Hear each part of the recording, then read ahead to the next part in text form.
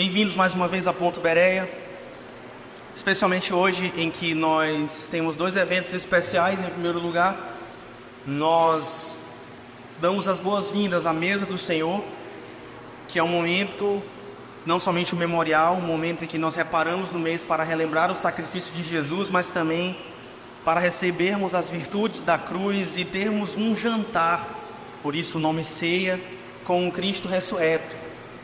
Seja bem-vindo à mesa do Senhor. Em segundo lugar, porque hoje começamos uma nova série chamada Conhecendo Jesus, onde nós iremos, ao longo de 7 semanas, falar a respeito de como Jesus se manifesta nas Escrituras, como Jesus se manifesta através das missões, como Jesus se manifesta através de manifestações de poder, como Jesus se manifesta a nós e como nós o conhecemos através das disciplinas espirituais.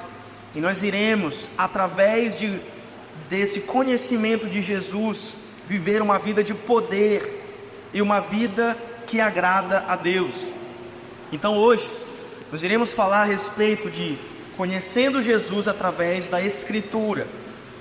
E Jesus hoje, Ele vai nos ensinar como instrumentalizar as Escrituras Sagradas para vencer dois maus que nos assolam na nossa vida: o mal da acusação e o mal da tentação.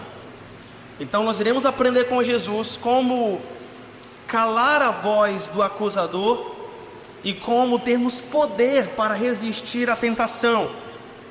Quantos querem ouvir a palavra de Deus nessa noite, digam amém.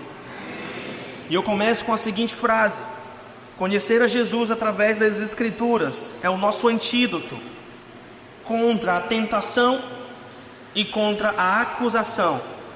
Conhecer a Jesus através das Escrituras é o nosso antídoto contra a acusação e contra a tentação. Particularmente, ao preparar essa mensagem, eu fui tremendamente impactada por duas coisas basicamente. Em primeiro lugar, de entender como é que a estratégia de Satanás funciona. E em segundo lugar, por entender como Jesus nos dá a ferramenta que nós precisamos para vencer essa estratagema, para vencer essa estratégia.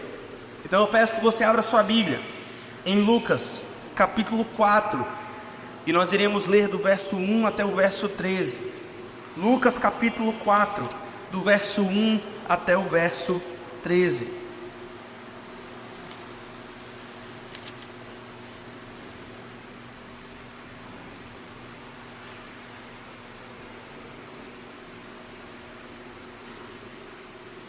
Eu vou ler na NVT, que é a Bíblia que a gente lê aqui na igreja, a versão oficial aqui da igreja, a Bíblia que eu recomendo você comprar, se você está pensando em mudar de Bíblia. Mas você pode acompanhar na versão que você quiser, ou então aqui na projeção. Diz assim a palavra do Senhor: Jesus, cheio do Espírito Santo, voltou do Rio Jordão e foi conduzido pelo Espírito no deserto, onde foi tentado pelo diabo durante 40 dias. Perceba que o Espírito leva Jesus para ser tentado. O diabo não colocou Jesus em uma armadilha. Deus, através do Espírito Santo, organizou esse encontro. Deus, o Espírito Santo, levou Jesus até o deserto para ser tentado. Então o diabo lhe disse: se você é o Filho de Deus, ordene que esta pedra se transforme em pão. Jesus, porém, respondeu: as Escrituras dizem, uma pessoa não vive só de pão. Então o diabo o levou a um lugar alto e num momento lhe mostrou todos os reinos do mundo. E ele disse o seguinte: eu darei a você a glória destes reinos e a autoridade sobre eles, pois são meus e eu posso dá-los a quem eu quiser, disse o diabo. E eu lhe darei tudo se você me adorar. Jesus respondeu: as Escrituras dizem, adore o Senhor seu Deus e sirva somente a Ele. Então o diabo o levou a Jerusalém até o ponto mais alto do templo e disse: se você é o Filho de Deus, salte daqui. E agora Satanás vai usar as Escrituras e ele vai dizer o seguinte: porque está escrito, eu lhe darei ordem, eu lhe darei tudo se me adorar. As Escrituras dizem, adora o Senhor seu Deus. Então o diabo levou a Jerusalém até um ponto mais alto, e agora o diabo vai usar as escrituras. Se você é o filho de Deus, salte daqui, pois as escrituras dizem: ordenará a seus anjos que o protejam, e eles o sustentarão com as mãos, para que não machuque o pé em alguma pedra. Jesus respondeu: as escrituras dizem: não ponha o Senhor à prova, o seu Deus. Quando o diabo terminou de tentar Jesus, deixou até que surgisse outra oportunidade. Queridos, aqui nós aprendemos nessa passagem a forma como Jesus, de forma muito prática, quer que nós nos comportemos quando nós estivermos sendo assaltados pelo mal. O mal nos assalta, o mal, ele nos pega de surpresa. E nas escrituras nós recebemos o exemplo de Jesus sobre como nos comportarmos quando nós estivermos sendo assaltados pelo mal. Seja o mal moral, sejam os maus pensamentos, sejam as tentações. Aqui o mal é uma macrocategoria que se divide em várias subcategorias. Existe um mal como um todo, só que esse mal ele se quebra em vários tipos de maus menores. O mal moral, o pecado, a tentação, a acusação. E nós iremos conhecer esse Jesus através das escrituras e como ele venceu esses dois grandes inimigos do povo de Deus, a acusação e a tentação. E nós iremos olhar essa questão de três formas: a profundidade e a complexidade do mal. E eu quero que você engaje a sua atenção aqui. Eu quero que você engaje o seu pensamento com as minhas palavras. A palavra de Deus nos diz que nós devemos apresentar ao Senhor um culto racional. O nosso culto, ele deve engajar a nossa consciência e o nosso pensamento. Inclusive, porque essa é a estratégia que Satanás usa para nos quebrar e nos manietar e nos manipular. Em primeiro lugar, a profundidade e a complexidade do mal. Em segundo lugar, as estratégias que Satanás usa, as estratégias do mal. E em terceiro lugar, como derrotar o mal usando as escrituras. Quantos querem aprender como derrotar o mal nessa noite? Digam amém. Então o que o texto nos diz, irmãos? Em primeiro lugar, a complexidade e a profundidade do mal. Em primeiro lugar, versículo 1: Jesus, cheio do Espírito Santo, voltou do rio Jordão e foi conduzido pelo Espírito ao deserto, onde foi tentado pelo diabo durante 40 dias. De quem nós estamos falando aqui nessa passagem? Nós estamos falando do diabo. E nós estamos vivendo em um mundo pós-moderno, onde as pessoas acham a ideia de um diabo real uma ideia muito pouco sofisticada. Eles vão dizer algo mais ou menos assim: ora, pastor, nós vivemos em um mundo pós-moderno, onde a ciência está extremamente avançada. Não seria a coisa mais apropriada do mundo nós acreditarmos que existe um diabo? Com tanta ciência que nós temos hoje, com tanto avanço tecnológico que nós temos hoje. E aí você pode me perguntar nessa noite: nós devemos acreditar que existe um diabo? E a resposta é sim. A bem da verdade é que é até um pouco perigoso a gente acreditar que ele não existe. Para ilustrar o que eu estou querendo dizer, eu vou falar a respeito de um presidente norte-americano chamado Franklin Delano Roosevelt. Roosevelt, ele foi o presidente que estava eleito quando os Estados Unidos foram para a Segunda Guerra Mundial. Ele liderou os Estados Unidos durante a Segunda Guerra Mundial. E quando ele estava lá em Washington, que é a capital dos Estados Unidos, ele ouvia os relatos da sua inteligência militar, de como os nazistas eram malignos, e de como eles eram perversos, e de como eles realmente eram pessoas más, e de como realmente o nível de maldade que a Europa havia chegado era um nível estratosférico, que poucas pessoas poderiam conceber aquele nível de maldade. Só que Franklin Delano Roosevelt, o presidente Roosevelt, ele tinha um pensamento, como muitos daquela época tinham um pensamento, que o mal nada mais era do que um problema socioeconômico. Inclusive a história sempre se repete. Algumas décadas depois, você tem o presidente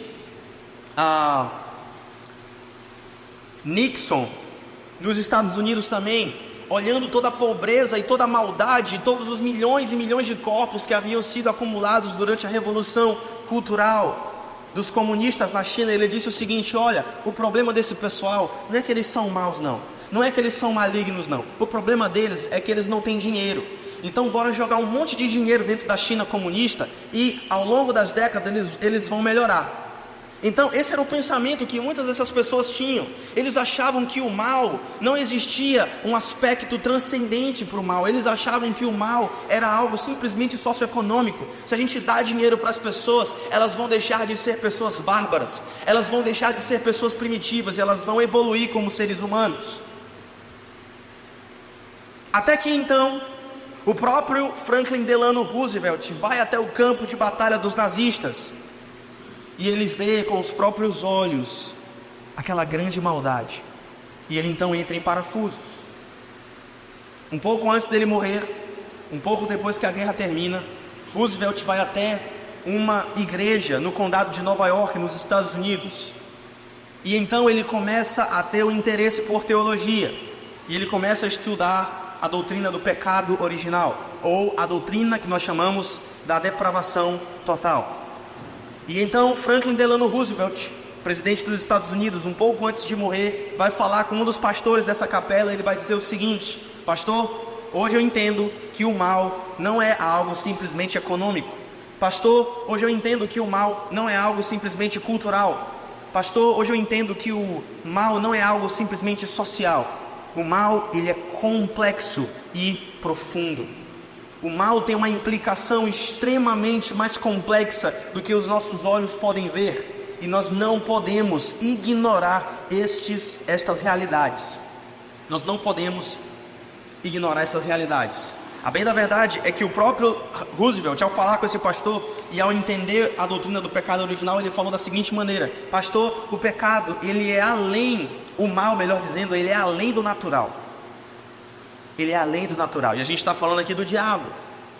E a gente está falando aqui também que é uma boa ideia a gente acreditar que ele exista, porque ele de fato existe. Porque o mal, ele é mais profundo do que a gente pode imaginar. O mal, ele vai além daquilo que é natural.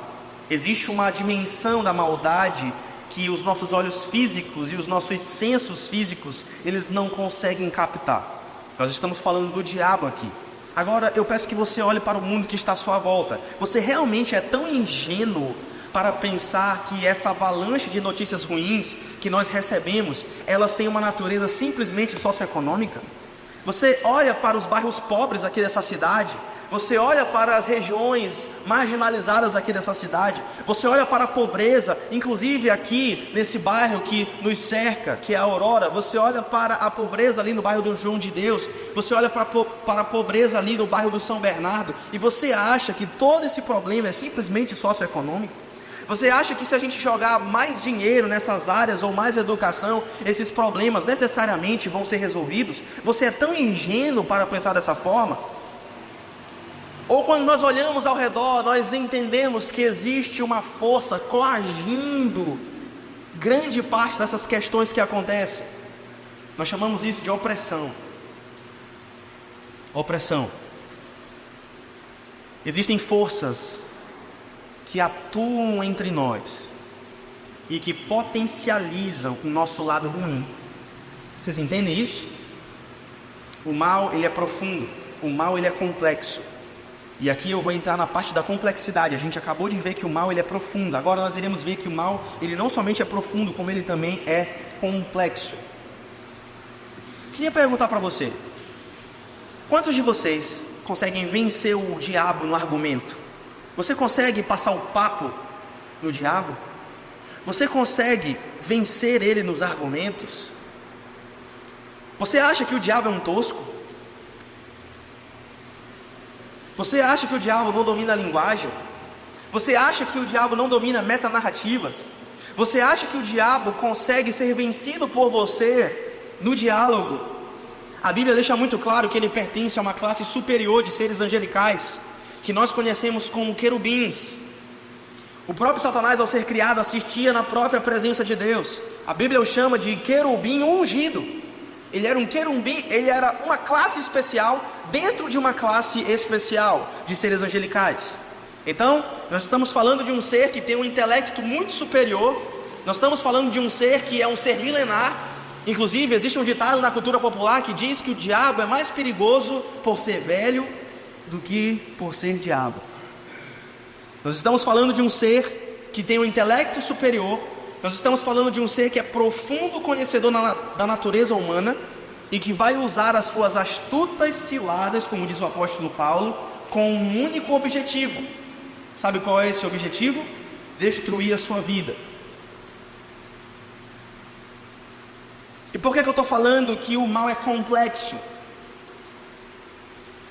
Se eu perguntar para você agora, como é que o diabo te engana? Como é que o diabo te engana? E por que ele consegue te enganar? Você consegue me responder articulando em palavras e em argumentação lógica? Você consegue me explicar como é que o diabo entra na tua psique e ele mexe com a tua cabeça e faz você acreditar nas mentiras dele, mesmo que você saiba qual é a verdade de Deus? Você sabe como é que o diabo consegue te fazer pecar? Você sabe quais são os argumentos que ele usa e como ele mexe com a tua cabeça? O diabo tentou usar isso contra Jesus. E a estratégia que ele usou foi extremamente complexa e sofisticada. Em outras palavras, o diabo não é um tosco. Você não consegue vencê-lo no argumento. Ele coloca você no bolso. A bem da verdade é que quando Pedro, vai falar com Jesus, ele diz assim: Jesus, eu nunca vou te negar.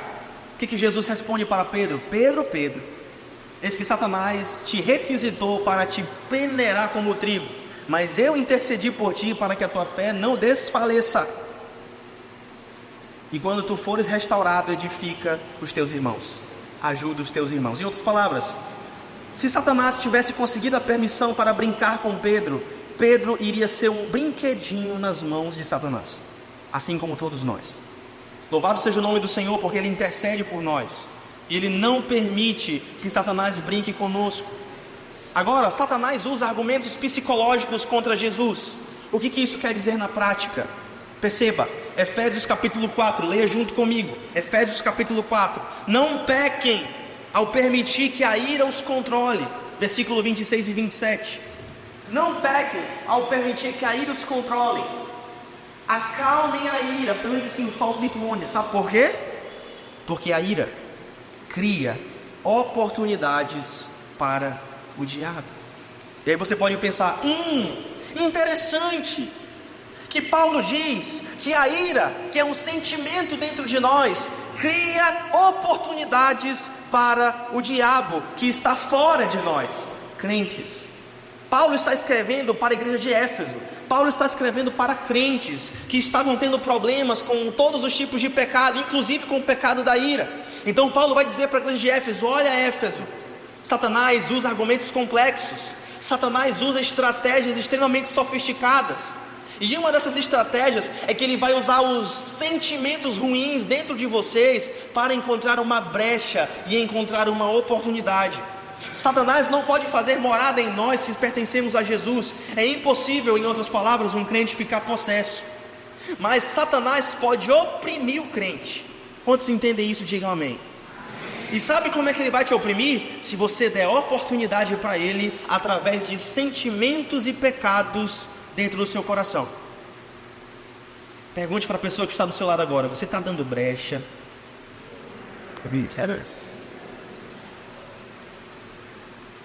Você está dando brecha? Sabedoria de Deus para a tua vida. Paulo está dizendo aqui em Efésios, que se você, preste atenção nisso, olha para mim, se você alimentar escuridão espiritual dentro de você, vou repetir, se você alimentar escuridão espiritual dentro de você, pastor, o que é a escuridão espiritual? Ira, lascívia, avareza, ganância. Se você alimenta esses pecados dentro de você, sabe o que acontece? Você cria oportunidade para que as forças espirituais malignas exerçam grande influência sobre a tua vida, deixando você miserável. O texto da Bíblia é claro. Vou repetir.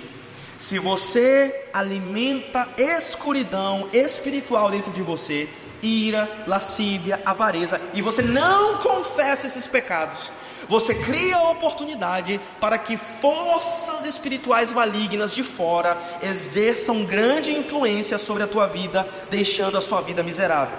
Essa é a importância da confissão. Essa é a importância da confissão. Além disso, a Bíblia deixa claro que o mal é complexo. O mal é complexo. A Bíblia fala a respeito de 3 inimigos, especificamente em Efésios capítulo 5. Você, crente, tem 3 inimigos principais, que Efésios capítulo 5 os denomina como o mundo, a carne e o diabo. Pastor, o que é o mundo? O mundo são seus inimigos sociais. As pessoas contra você. A cultura contra você. Por quê? Porque a cultura é feita de gente. São pessoas que criam a cultura. São as pessoas que estabelecem o ritmo cultural de uma sociedade. E essas pessoas, elas são contra você, porque os valores delas são antagônicos aos seus valores. As crenças dessas pessoas são antagônicas às suas crenças. Então o mundo é um dos seus inimigos. São as pessoas contra você. É o aspecto social. Mas existe outro inimigo contra você, não somente o mundo. Existe outro inimigo que Efésios 5 fala, que é a carne. A carne é você contra você mesmo. Quantos de vocês já foram derrotados por si próprios? Levantem a mão. Eu já fui várias vezes. Esse é o segundo inimigo que você tem. É quando você peca contra você mesmo e quando você peca contra os outros. Então nós temos o primeiro inimigo, que é o mundo. Nós temos o segundo inimigo, que é a carne. E nós temos o terceiro inimigo, que Efésios capítulo 5 nos diz, que é o próprio diabo. Existem forças malignas orquestrando. Existem forças malignas organizando grande parte da maldade. Porque, mais uma vez, a maldade, ela é complexa e ela é profunda. A maldade, ela é complexa e a maldade é profunda. Em outras palavras, sabe o que isso quer dizer na prática? Satanás é um amplificador do seu pecado. Satanás é um amplificador do seu pecado. Pastor, de onde é que você tirou essa doutrina? Da Bíblia, eu acabei de dizer para você. Não deixe o sol se pôr sobre a sua ira, porque isso cria o quê? Oportunidades para o diabo. E aí eu vou parafrasear para muitos crentes que aqui estão nessa noite. Não permita que a lascívia more dentro de você. Pelo contrário, confesse e deixe, porque assim você encontrará misericórdia. De outro modo, você cria oportunidades para o diabo. Não permita que a avareza domine você sem você confessar. Sabe por quê? Porque isso cria oportunidades para o diabo. Não permita que a mentira te domine. Tem muito crente mentiroso. Não permita que todos esses outros pecados dominem você sem a dádiva da confissão, porque isso cria oportunidade para o diabo, e o diabo se torna um amplificador do seu pecado. Em outras palavras, o que eu estou querendo dizer com isso? Irmãos, você já parou para pensar como é que a nossa vida seria se Satanás e os demônios não existissem no meio de nós? Eu pergunto para vocês, se Satanás deixasse de existir agora e todos os seus demônios evaporassem, a nossa vida se tornaria perfeita? Sim ou não? Se Satanás e os seus demônios não mais existissem, quero dizer para você, o mundo não ficaria perfeito, mas ficaria bem melhor. Amém? O mundo não ficaria perfeito se Satanás e os demônios deixassem de existir agora, mas ele ficaria bem melhor. Sabe por quê? Porque a Bíblia diz quem ele é. Ele é o tentador. Esse é o trabalho dele. Ele é o tentador. Ele vive eternamente para nos tentar e nos acusar, enquanto que Jesus, que é o seu antagonista, ele vive eternamente para fazer intercessão por nós. Então nós precisamos entender que na Bíblia existe essa dicotomia. E nós precisamos entender que a Bíblia mostra quem é Satanás e o porquê que o mal ele é complexo e profundo. Satanás é o tentador e ele busca o tempo todo amplificar o nosso pecado com a sua tentação. Ele nos tenta para que nós pequemos, e a única coisa que Satanás quer na vida dele é que nós pequemos, porque quando Satanás consegue que nós pequemos, a nossa vida se torna uma vida miserável. Então, essa é a profundidade em primeiro lugar e a complexidade do mal. Agora nós iremos falar sobre outro aspecto do mal, que é as estratégias do mal. Nessa passagem que nós lemos de Lucas capítulo 4, melhor dizendo, do verso 1 até o verso 13, né? Quais são as estratégias do mal que nós vemos aqui? Então nós acabamos de olhar que o mal é complexo, o mal ele não é simples. Você não consegue passar o papo no diabo, pelo contrário, ele que passa o papo em você. Porque ele te conhece. Ele é um ser angelical superior à raça humana, que é muito mais inteligente que nós, profundo conhecedor de todas as nossas falhas e todas as nossas tentações, e ele usa isso para amplificar aquilo que existe de lixo dentro de nós. É exatamente por isso que nós precisamos confessar o tempo todo e deixar, porque assim encontraremos misericórdia. Mas se não deixarmos e não confessarmos, criamos oportunidades para o diabo. Quantos entendem isso? Digam amém. Agora nós iremos entender quais são as estratégias do mal. Nessa passagem nós vemos algumas estratégias que Satanás usa e o mal usa para acabar com a sua vida. Agora nós iremos ver a grande estratégia, em primeiro lugar, e quais são as armas que o mal usa para executar essa estratégia. Então nós vamos dividir em um macrotópico e em duas subdivisões. Em primeiro lugar, a grande estratégia, e em segundo lugar, as duas armas que ele usa para conseguir esse objetivo. Então nós vamos olhar para a estratégia. Quando nós olhamos para a tentação de Jesus, quero perguntar para você: o que as ofertas do diabo para Jesus têm em comum? Você olhou para o texto aí? Quais são as estratégias que Satanás usa para tentar fazer Jesus quebrar moralmente? Para tentar fazer Jesus quebrar psicologicamente e espiritualmente? Existe uma coisa que nós observamos que todas essas estratégias têm em comum. Satanás oferece coisas boas para Jesus. Preste atenção nisso. Satanás vai oferecer coisas boas para Jesus. Satanás não chega para Jesus e diz assim: olha Jesus, eu quero que você quebre os 10 mandamentos da lei. Não, Satanás não faz isso. Mas ele oferece coisas boas para Jesus. Satanás oferece coisas legítimas para Jesus.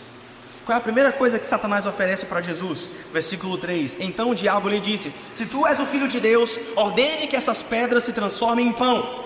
Em outras palavras, Jesus, você está com fome? Então transforme essas pedras em pão. Deixa eu fazer uma pergunta para você nessa noite. Existe alguma coisa errada com o pão? Existe? Comer pão é errado, gente.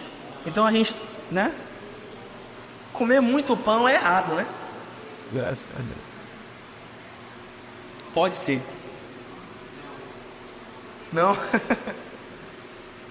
Primeira estratégia que o diabo usa, a primeira tentação que o diabo usa contra Jesus é: se tu és o filho de Deus, come esse pão. Eu imagino Satanás materializando um pão bem quentinho, né? Olha aí, olha o cheiro. Você está com fome?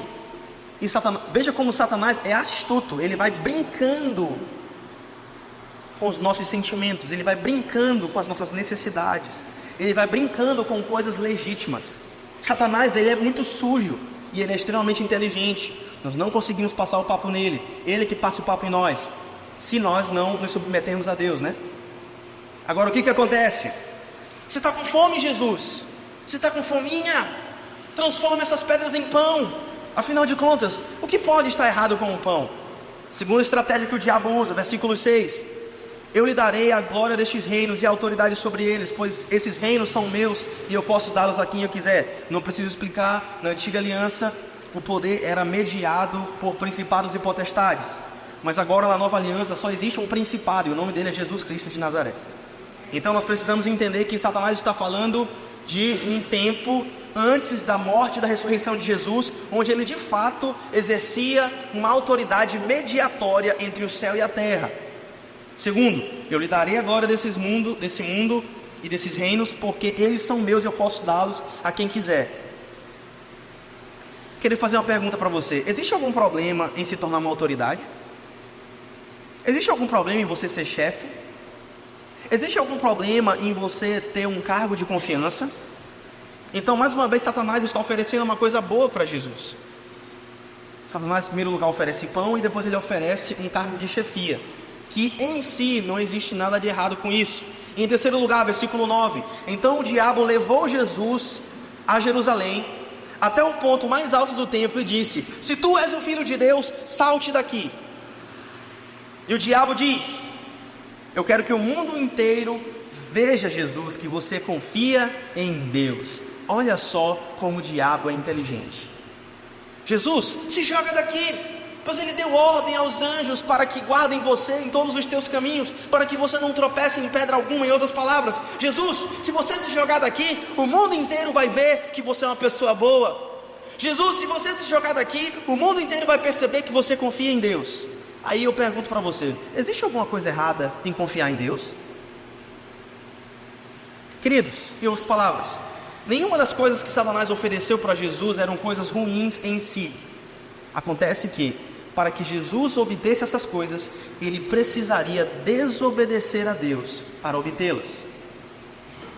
Em outras palavras, vou repetir mais uma vez: nenhuma das coisas que Satanás ofereceu para Jesus eram coisas ruins em si, mas Jesus precisaria desobedecer a Deus para obtê-las. Quando Satanás pede para Jesus transformar a pedra em pão, Jesus nunca usava o seu poder para si próprio. Você já parou para pensar nisso? Se você ler todos os relatos dos evangelhos, Jesus sempre usava o seu poder em favor do seu próximo e para trazer glórias ao nome de Deus. Então Jesus não poderia transformar a pedra em pão para o seu objetivo próprio, pois essa não era a vontade do Pai. A vontade do Pai era que Jesus usasse o seu poder milagroso para provar que ele era o Messias, e assim, através dele, trazia as pessoas até o Pai.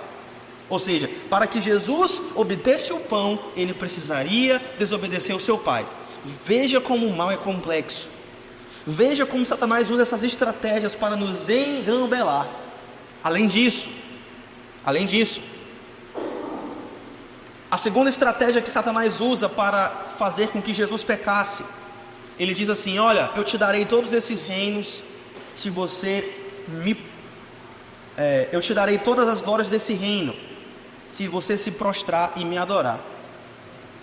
Em outras palavras, para que Jesus obtesse aquilo que Satanás estava oferecendo para ele, ele poderia até ganhar o poder sobre o mundo, mas ele não passaria pelo sofrimento da cruz. Em outras palavras, Jesus foi mandado à terra para sofrer na cruz, pelo meu e pelo seu pecado. Em outras palavras, se Jesus quisesse aceitar a oferta do diabo, ele precisaria mais uma vez desobedecer ao Pai. Quantos estão entendendo o que eu estou falando? Digam amém. Eu sei que esse sermão ele não é o mais fácil que eu já preguei, mas você precisa entender como o mal é complexo, né? Então eu preciso que você preste muita atenção aqui.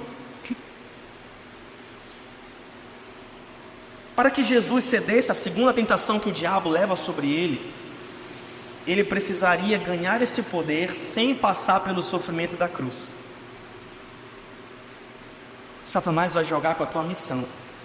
Não, você não precisa ir para a cruz. E em terceiro lugar, Satanás diz a Jesus: eu vou te levar até o ponto mais alto do templo. Se você é o Filho de Deus, salte daqui para que todas as pessoas possam ver que você confia em Deus. Em outras palavras, Satanás queria tornar Jesus famoso para desviá-lo da sua missão. É interessante, meus irmãos, preste atenção nisso, como a Bíblia nos mostra que coisas boas podem se tornar demoníacas bem rapidamente. Coisas boas podem se tornar demoníacas bem rapidamente. E é isso que nós precisamos entender. Sabedoria de Deus para a tua vida. Sabedoria de Deus para a tua vida. Qualquer coisa boa que para você for mais importante do que Deus, se tornará uma força demoníaca na sua vida. E as ferramentas que o diabo usa são duas: tentação e acusação. E essa é uma observação muito importante.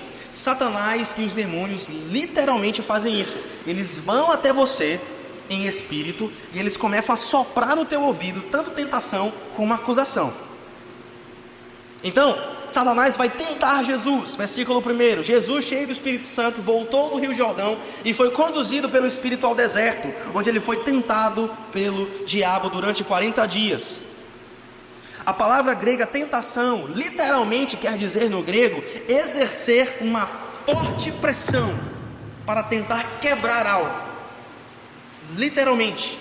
Então, quando a palavra diz que Jesus foi tentado pelo diabo, o texto está dizendo que Satanás exerceu uma forte pressão sobre o Filho de Deus, tentando quebrá-lo. Em outras palavras, o diabo vai pressionar você para que você peque. E como é que ele faz isso? Geralmente Satanás tenta nos fazer quebrar para que nós pequemos através da confiança. Através da confiança. Sabe como é que o diabo diz? Vai lá. Vocês já viram aquele meme do diabo do lado da Chapeuzinho? Vocês lembram? Já viram esse meme? Que é geralmente um meme de cartão de crédito, né? E aí o diabo chega no ouvido da menininha e diz assim: vai lá, passa aí o teu cheque especial, tu vai conseguir pagar no mês que vem. Irmãos, o diabo todo mês ele tenta fazer isso conosco, nos afundar em dívida de cartão de crédito e muitas outras dívidas. Então, Satanás ele tenta nos quebrar através da tentação. Satanás tenta nos quebrar exercendo uma forte pressão sobre nós, como aquele que quer quebrar algo. E ele vai tentar fazer isso através da confiança. Preste atenção em mim. Vai lá, o diabo diz para você, vai dar tudo certo. Sabe o que o diabo diz também quando ele vai tentar te fazer pecar, te botando pressão? Ele vai dizer assim: vai lá, depois você pede perdão. Quantos já passaram por isso? Vai lá, ele vai te perdoar. Esse é o trabalho dele, o diabo diz. Pode pecar, depois você pede perdão, ninguém vai descobrir. Essa é a tentação. A segunda estratégia que o diabo usa para tentar nos fazer pecar é a acusação. Depois que você peca, o diabo chega para você e diz ali: olha o que você fez, seu lixo. Como é que você tem coragem de olhar no espelho? Quantos já passaram por isso? Quantos de vocês já passaram por isso? É exatamente isso que o diabo faz. Agora, essas duas armas que o diabo usa têm algo em comum. E aqui eu quero deixar um pouco mais profundo. Essas duas armas que o diabo usa, elas têm uma visão míope de Deus. Quantos de vocês são míopes aqui? Miopia. Você não consegue enxergar. Eu sou míope, muito míope. Cego. E aí eu não consigo enxergar as coisas direito. Então, se eu estou olhando para esse microfone, aqui, eu não consigo enxergar a mesa do Senhor.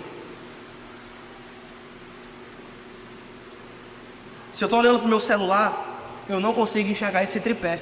Por quê? Porque eu sou míope. Ou seja, essas estratégias que Satanás usa, elas são míopes, porque elas só mostram uma parte da pintura. Elas só mostram uma parte da verdade. Elas só mostram uma parte da realidade. E porque ela é uma visão míope, nós não conseguimos ver além. Quando o diabo te tenta, ele está tentando fazer você acreditar que Deus, ele é só amor, mas ele não é santo. Ou seja, é uma visão míope de Deus, porque só vê uma parte da realidade de quem Deus é. Vocês estão entendendo? Então o diabo, quando ele vai nos tentar, ele quer que nós acreditemos que Deus é um velhinho, que não se importa com os nossos pecados e que não vai julgar os nossos pecados. Então, se Deus é amor, ele não é santo. É isso que o diabo tenta vender para nós quando ele nos tenta. Agora, quando o diabo nos acusa, sabe o que ele está fazendo? Quando o diabo nos acusa, ele quer que nós acreditemos que Deus, ele não é amor, mas somente santidade. E ele vai nos julgar como um juiz carrasco que vai mandar todo mundo para o inferno, pois ele é incapaz de perdoar. Satanás deliberadamente esconde a verdade sobre Deus para nós, para que ou nós pequemos por tentação, ou a nossa vida se torne uma vida miserável por causa da acusação. Vocês entenderam como Satanás ele usa jogos complexos para fazer com que nós pequemos? Em primeiro lugar, ele vai dizer assim: vai lá, peca, depois tu pede perdão. Vai lá, se tu pecar, esse pecado não vai te escravizar. Satanás mente o tempo todo para nós. O tempo todo Satanás está mentindo para nós. O tempo todo Satanás está brincando com a nossa psique. O tempo todo Satanás está tentando nos quebrar, usando artimanhas e mentiras que vão tornar a nossa vida miserável. E meu irmão, não se engane. Se você vive uma vida escravizada pelo pecado, a sua vida está uma vida de miséria. Por um lado, ele diz que Deus não vai julgar os nossos pecados. Então Deus é amor e eu posso viver do jeito que eu quiser. Por outro lado, ele diz que Deus vai te mandar para o inferno, porque Deus é um juiz carrasco, incapaz de perdoar. O puritano Thomas Brooks, no seu livro Remédios Preciosos contra as Artimanhas do Diabo, esse livro é incrível. Diga do pastor. Pode tirar foto enquanto eu bebo minha água.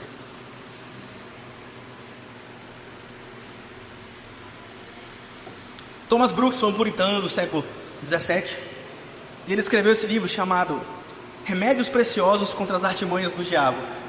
Mais específico impossível, né? E ele diz o seguinte: acusação e tentação andam de mãos dadas. Diga para a pessoa que está do seu lado: acusação e tentação. Diga aí para a pessoa que está do seu lado: acusação e tentação andam de mãos dadas. Show. Agora, como é que a tentação funciona? Como é que a tentação funciona? Quando você está caminhando para pecar, Satanás vem no teu ouvido e vai dizer o seguinte: não se preocupe, Deus vai te perdoar. É isso que Satanás diz. No seu caminho para o pecado, Satanás chega para você e diz assim: não se preocupe, Deus vai te perdoar. E no momento em que você peca, ele te acusa, dizendo o seguinte: e você ainda tem coragem de dizer que é crente? É isso que o diabo faz. É isso que o diabo faz.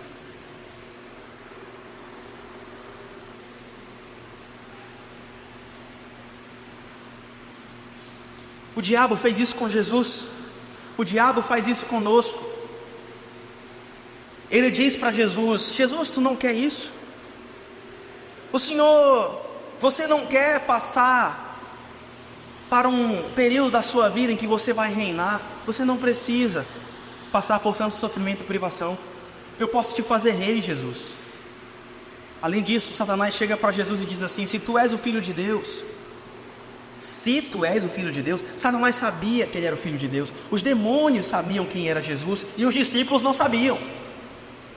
Os demônios batiam continência para Jesus. Quando Jesus botava o pé na areia da praia, os demônios iam fazer continência para ele. Que temos nós contigo, Jesus, o Filho do Deus Altíssimo? Sabemos bem quem você é, o Santo de Deus. O Santo de Deus.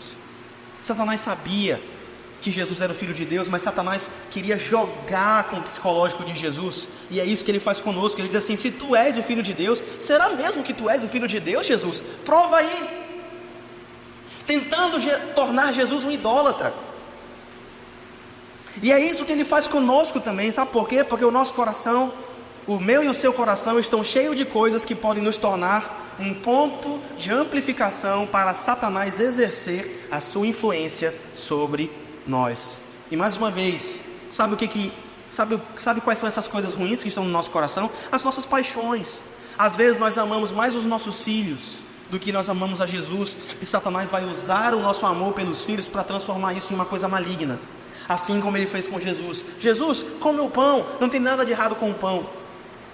Mas Jesus nunca usou o seu poder para benefício próprio. Ele sempre usava o seu poder em favor dos outros, porque foi isso que Deus mandou ele fazer. Ou seja, para que Jesus matasse a sua fome, ele tinha que desobedecer a Deus.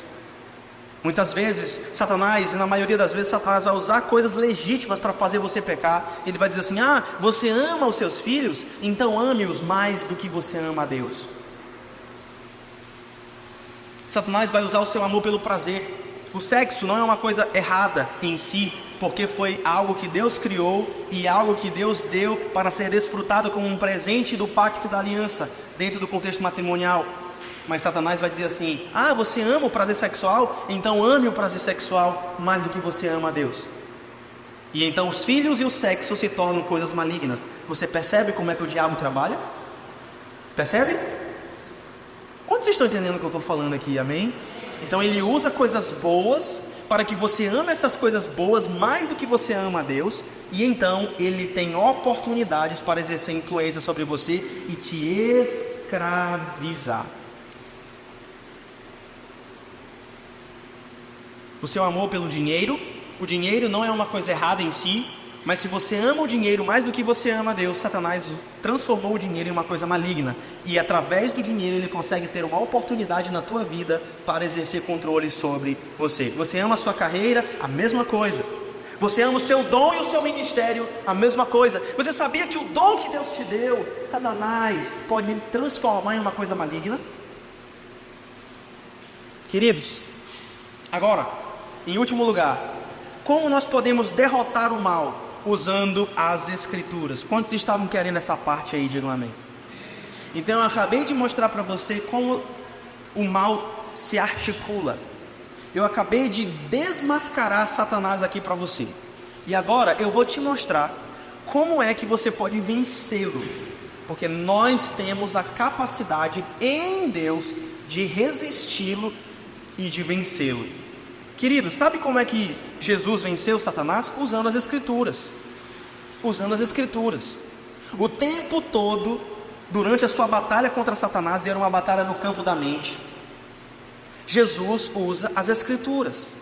Quando Jesus estava no deserto e Satanás ia com as suas investidas para tentar quebrar Jesus, literalmente colocando pressão em cima dele, Jesus cita Deuteronômio capítulo 8, Jesus cita Deuteronômio capítulo 6, e Jesus cita Deuteronômio capítulo 6 de novo. 2 vezes ele cita Deuteronômio capítulo 6, e ele cita as Escrituras de forma extremamente cuidadosa. E Jesus sempre cita as Escrituras em momentos de profunda crise. Jesus cita as Escrituras não somente em momentos de profunda crise, mas até na hora de morrer. Você sabia que quando Jesus clama na cruz, Deus meu, por que me desamparaste? Ele está citando ipsilíteres o Salmo 22, versículo 1. E você sabia que a última coisa que Jesus diz antes de morrer na cruz também é uma citação de Salmos? Quando ele diz: Pai, em tuas mãos entrego o meu espírito, Jesus está citando ipsilíteres o Salmo 31, versículo 5. Ipsilíteres é literalmente, tá, gente? Hoje brigaram comigo que eu falo difícil, né? Mas é literalmente, Jesus estava citando o Salmo. Jesus em crise cita as Escrituras. E eu pergunto para você, quando você está em crise, o que é que você cita? Ou você vai fofocar? Ou você vai falar aquilo que você não deve? Ou você vai murmurar contra Deus? Ou você vai reclamar? E Deus odeia a reclamação. E o tempo que você está murmurando, você poderia estar citando as Escrituras, onde há o poder de Deus. Queridos, no momento de crise, nós mostramos quem realmente nós somos. Sim ou não? Se eu chamar você para comer um macarrão lá em casa, um macarrão extraordinário que eu faço, melhor que todo mundo já comeu, e você vai entrar na minha casa, e você não vai tratar a minha casa como se fosse a sua casa. Se você entra na minha casa, você se torna outra pessoa, porque se você fosse quem você é de fato, você estaria agindo de forma inapropriada. Agora, no momento da crise, você é quem você é de verdade. No momento da crise, nós falamos aquilo que é mais importante para nós. E no momento da crise de Jesus, sabe o que era mais importante para ele? A palavra de Deus. A última coisa que Jesus falou antes de morrer foi o Salmo 31, versículo 5. Pai, em tuas mãos eu entrego o meu espírito. Quando nós estamos com outras pessoas, nós nos tornamos outra pessoa. Quando nós estamos com outras pessoas, nós nos tornamos uma versão fabricada, maquiada de nós mesmos. Mas quando nós estamos em crise, quando nós estamos diante da morte, nós somos quem nós somos de verdade. E Jesus, diante da morte, citou as Escrituras, pois as Escrituras eram a sua comida, as Escrituras para Jesus eram a sua bebida, as Escrituras para Jesus eram o seu travesseiro, as Escrituras para Jesus eram a sua vestimenta, as Escrituras para Jesus eram o seu lanche, as Escrituras para Jesus eram a sua vida. E Jesus usa as escrituras, sabe para quê? Para mostrar que Satanás está mentindo, porque ele é um mentiroso. E quando ele mente, fala daquilo que ele é próprio, pois é mentiroso e pai da mentira. Versículo 8, Jesus respondeu: as escrituras dizem, você não é o Deus, Satanás. Adore ao Senhor seu Deus e sirva somente a Ele. Em outras palavras, Satanás só poderia quebrar o Filho de Deus. Preste atenção nisso, preste atenção no que eu vou falar agora. Satanás só poderia quebrar o Filho de Deus se conseguisse Jesus fazer acreditar nas suas mentiras. E eu quero te dizer uma coisa nessa noite, sabedoria de Deus para a tua vida. Satanás só vai conseguir te quebrar, Satanás só vai conseguir destruir você se ele conseguir entrar na tua cabeça e fazer você comprar as mentiras dele. Não existe outra forma de Satanás ter vitória sobre você, senão fazendo você acreditar nas mentiras dele. Satanás só trabalha com mentiras, e se você acredita nas mentiras dele, você se torna presa fácil. Sabe por quê? Porque aquilo que você acredita define o que você é. Essa frase não é frase de coach, em nome de Jesus, mas aquilo que você acredita define aquilo que você é. As suas crenças religiosas definem quem você é. As suas crenças profundas do seu coração definem como você vai criar os seus filhos. Aquilo que você acredita sobre Deus vai definir como você gasta o seu dinheiro. Aquilo que você acredita sobre Deus vai fazer com que você defina a sua vida baseado naquilo que você acredita.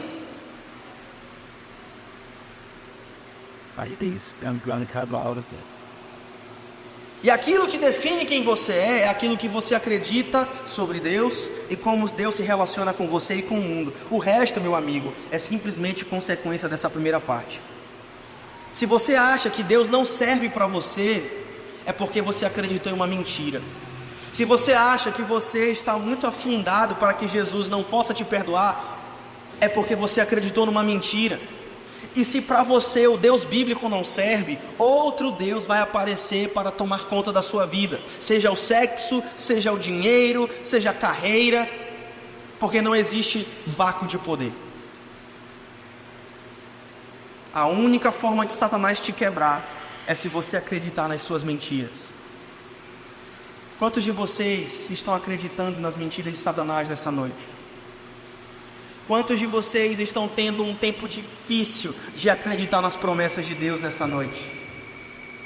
E por isso a sua vida é uma vida miserável. E sabe qual é a maior mentira que Satanás nos diz? Que nós podemos salvar a nós mesmos. Se nós acreditamos que nós podemos salvar a nós mesmos, das duas maneiras, de duas uma, ou nós achamos que nós somos bons demais, ou nós achamos que nós somos ruins demais. E das duas formas nós estamos perdidos. Porque se nós achamos que nós somos bons demais, Jesus perdeu o sentido para a gente. E se nós achamos que nós somos ruins demais, Jesus não é poderoso o suficiente para a gente. Mentiras, mentiras, mentiras, mentiras, mentiras, mentiras, mentiras.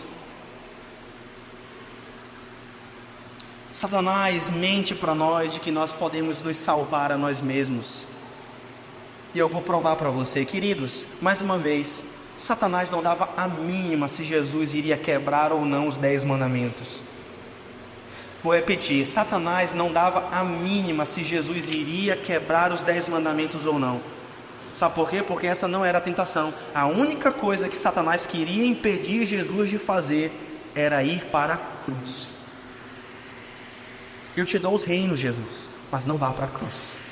Eu te dou esse banquete, Jesus, mas não vá para a cruz. Jesus, eu te dou tudo o que você me pedir, mas pelo amor de Deus, não vá para a cruz. Sabe por quê que ele falava isso? E aqui eu já entro no para refletir e praticar. Essa é a parte mais importante do sermão. Se você não prestou atenção em nada que eu falei até agora, quero que você preste atenção agora. Quero que você preste atenção agora. Vamos lá.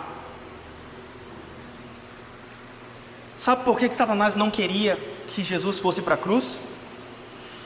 Porque a cruz acaba com a tentação. A cruz acaba com a tentação. Prepara aí para as escrituras. Prepara aí para as escrituras. Vamos lá se aquecendo. É forte agora. A cruz acaba com a tentação. 1 Coríntios capítulo 6. Não é bom vocês se orgulharem disso. A igreja de Corinto estava vivendo em pecado. A igreja de Corinto estava sendo conivente com o pecado. A igreja de Corinto estava passando pano para pecados dentro da igreja. E Paulo vai dizer assim: olha, vocês estão se orgulhando de algo que vocês não deveriam se orgulhar. Não é bom que vocês se orgulhem disso. Não percebem que esse pecado é como um pouco de fermento que leveda toda a massa? Livrem-se do fermento velho, para que sejam massa nova, sem fermento, que de fato são. Porque Cristo, o nosso Cordeiro Pascal, foi sacrificado. Sabe por que a cruz acaba com a tentação do pecado? Porque se você se entrega ao pecado, você não ama Jesus. Se você vive numa prática de entrega contínua ao pecado, você não ama Jesus. E se você ama a injustiça em vez de amar Jesus, você não herdará o reino de Deus. Apocalipse 22, de 11 a 21. Fora ficarão os cães, fora ficarão os idólatras, fora ficarão os adúlteros, fora ficarão aqueles que amam e praticam a mentira. Quando nós olhamos para Jesus, meus irmãos, a tentação acaba, porque Ele é o nosso Salvador. Quando nós olhamos para Jesus, a tentação acaba, porque Ele foi sacrificado pelo meu e pelo seu pecado. Em outras palavras, o pecado é tão sério que Jesus teve que morrer por nós, para expiar os nossos pecados, para dar um termo ao nosso pecado. Então, se o cordeiro foi imolado e nós amamos esse cordeiro, então nós não podemos pecar. E é isso que o diabo não quer que você saiba, e é por isso que o diabo mente para você. Sabe por que a tentação vai acabar? Pois o nosso pecado foi tão sério que Cristo, o nosso Cordeiro Pascal, foi sacrificado. E é por isso que Satanás não queria que Jesus fosse à cruz, porque ele quer vender para você a ideia e a mentira de que você pode salvar você mesmo. Mas não, essa noite somente Jesus pode te salvar. Somente Jesus pode ser a tua justiça. Somente Jesus pode ajudar você a lidar com a tentação, e pelo poder do seu Espírito lhe dar o poder de você resisti-la. E em segundo lugar, a cruz não somente acaba com a tentação, mas a cruz também acaba com a acusação. Romanos capítulo 8, versículo 33, prepara aí. Quem se atreve a acusar os escolhidos de Deus? Uma pergunta retórica de Paulo, que ele mesmo responde: ninguém, pois o próprio Deus nos declara justos diante dele. Querido, pensa numa coisa inútil aí na sua vida. Pensa aí agora, eu vou te dar 5 segundos para você pensar numa coisa inútil. Pensa numa coisa inútil.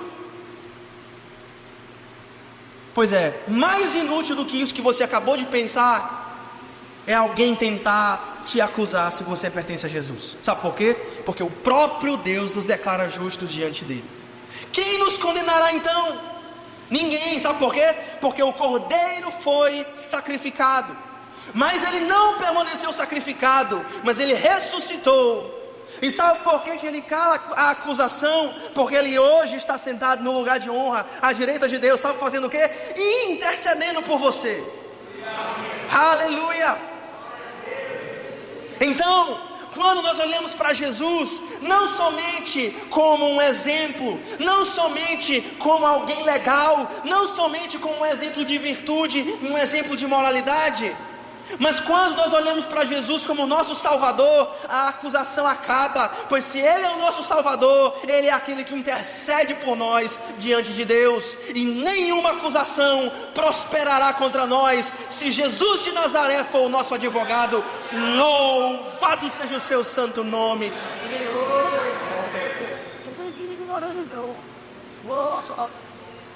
Aleluia. É Deus quem nos justifica. Meu advogado é o meu Senhor. O que Ele faz? Ele me defende do acusador. Castelo forte é o nosso Deus, escudo e boa espada. Deus é o nosso refúgio e fortaleza, socorro bem presente na angústia. Aleluia, na casa de Deus. Hebreus capítulo 4. Hebreus capítulo 4, uma referência cruzada com Romanos capítulo 8. Ele diz o seguinte: visto portanto que nós temos um sumo sacerdote, um grande sumo sacerdote. Quem é esse sumo sacerdote? Jesus. Queridos, eu não posso fazer nada por você. Eu não posso amenizar sua consciência se você peca. O máximo que eu posso fazer é te aconselhar. Mas eu não tenho o poder. Eu não tenho o poder de te defender. Mas eu e você temos um grande sumo sacerdote. E ele não está aqui na aurora. Sabe onde ele está? No céu. Jesus, o Filho de Deus. Apeguemo-nos firmemente àquilo em que cremos. Sabe por quê? Porque Ele, que é o nosso sumo sacerdote, Ele entende as nossas fraquezas, pois Ele enfrentou as mesmas tentações que nós, mas nunca pecou. Sabe o que isso quer dizer na prática? Quando Satanás, durante 40 dias, e Satanás naquele momento foi dado uma prerrogativa para ele, para que ele tivesse plena atuação para tentar quebrar o Filho de Deus. Quantos de nós, irmãos, quebramos na primeira tentação que o diabo joga contra nós? Sim ou não? Nós somos fracos, e é por isso que nós não temos nenhuma esperança. Mas aquele em que nós cremos, Jesus de Nazaré, Satanás chegou para ele e tentou quebrá-lo durante 40 dias, e botou pressão em cima dele, e botou pressão em cima dele, e botou pressão em cima dele.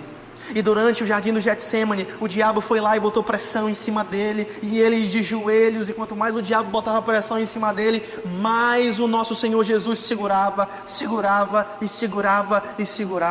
e nada pôde quebrá-lo, nem a tentação de Satanás, e muito menos a morte, porque o próprio apóstolo Paulo nos diz que a morte não foi capaz de detê-lo.